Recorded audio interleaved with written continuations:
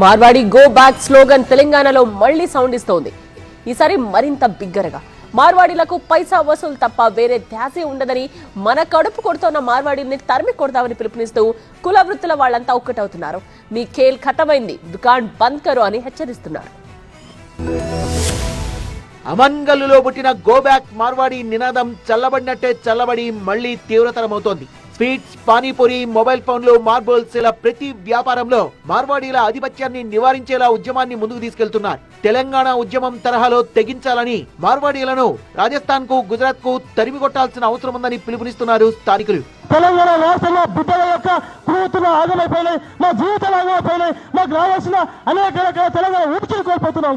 అందుకోసం తెలంగాణ రాష్ట్రం మొత్తం నలుమూల నుంచి ఇవాళ ఏ విధంగా తెలంగాణ రాష్ట్రం సాధించుకున్నామో అదే విధంగా మార్వాడిని కూడా రాజస్థాన్ కు, గుజరాత్ ను తరిమి కొట్టే విధంగా ఇవాళ ఖచ్చితంగా మనం ఈ ఉద్యమం చేయాల్సిన అవసరం ఎంత ఉంది.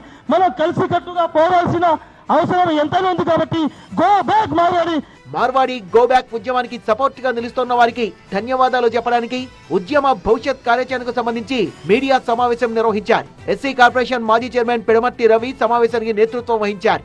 మార్వాడీల తాకిడితో ఎక్కువగా బాధపడేది మీరే, మార్వాడి గో బ్యాక్ ఉద్యమంలో మీరే ముందుండాలి అని ఆర్యవైశ్య కమ్యూనిటీని ఎంకరేజ్ చేశారు. ఇవాళ మనకు వ్యాపారం లేదని, ఇవాళ మనకు మన బిజినెస్ మీదకి రాలేదని మనం ఆగితే వాడు మొత్తాన్ని కొట్టుకుంటూ వస్తాడు. కాబట్టి మనం ఏం చేయాలి? అందరం ఏకంగా ఉండాలి. ఇవాళ మాకేం పని ఉన్నది చెప్పండి. తెలంగాణ రాష్ట్రంలో కొత్తగా ఒక్క షాప్ కూడా ఓపెన్ చేయకూడదని డిమాండ్ పెట్టినా అన్ని చోట్ల దుకాణాల్ని తెరుస్తున్నారని, మన ఉద్యమం నీరుగారిపోతుందని అలర్ట్ చేశారు ఆయన. ఇప్పటికే ఉన్న షాపుల్లో నకిలీ సరుకు ఉండకుండా చూసుకోవాలని, లోకల్ వాళ్లకే ఉపాధి కల్పించాలని మార్వాడీల ఎదుట డిమాండ్లు పెట్టారు. నాయి, బ్రాహ్మణులు, పద్మశాలి, కమ్మరి ఇలా అన్ని కులవృత్తుల వాళ్లు ఏకమై మార్వాడీలకు వ్యతిరేకంగా సంఘాలు ఏర్పాటు చేసుకోవాలని పిలుపునిచ్చారు. అందరూ కలిసి జేఏసీగా ఏర్పడి ఉమ్మడి కార్యాచరణ కోసం అక్టోబర్ 30న సమావేశం నిర్వహించుకోవాలని నిర్ణయించుకున్నారు.